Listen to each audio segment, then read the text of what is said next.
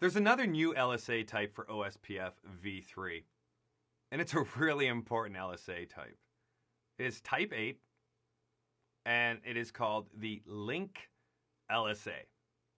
It's generated by every single router, but it's flooded only on the local link. What's the purpose of this?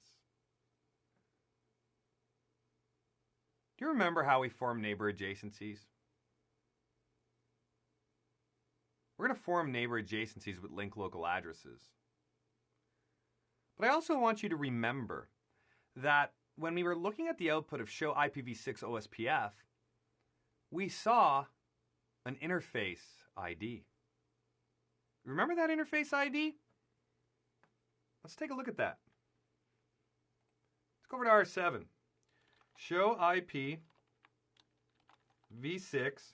OSPF neighbor. It says here that the router at 192.6.6.6, which happens to be R6 in our topology, is using interface ID 4 to reach us. And my local interface to get there is 01/1. Now, how did we get all this information? And how do we even figure out how to get there? Well, we figured it out somehow, and it's all because of that type 8 LSA. Which one is that again? That is the link LSA. And here's what the link LSA says.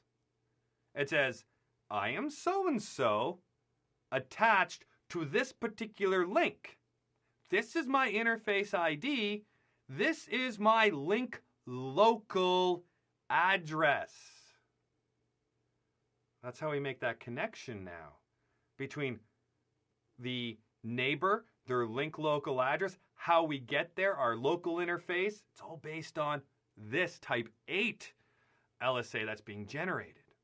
So remember how in OSPFv2, the most fundamental, basic, most important LSA was the type 1 LSA, the router LSA? Well, it's still important, but it's not the most important, basic, fundamental LSA anymore. Because now with OSPFv3, as we said, it's only stating, this is me, this is who I'm connected to. But with the link LSAs now, these are saying, this is me, this is my interface ID, this is my link local address. So these are really important for the formation of our neighbor adjacencies and to understand truly who is connected to me out of this local link. Without these, nothing else is really going to happen for us inside of our OSPFv3 environment. Let's crack one of these open and see what's going on. So on R7, show IPv6 OSPF database. Where are they?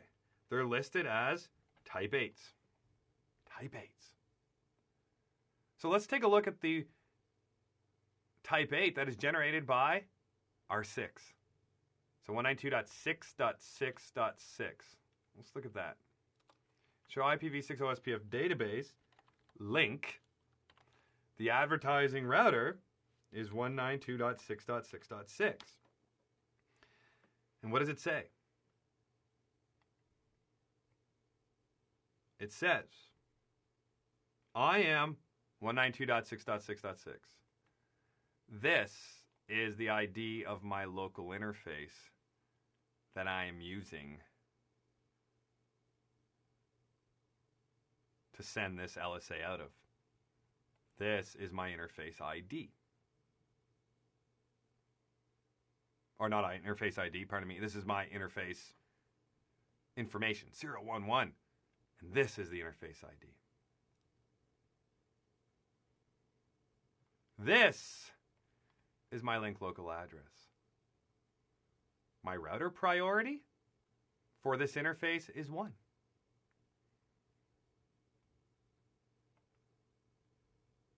And I also have this global unicast address, this prefix, attached to this interface.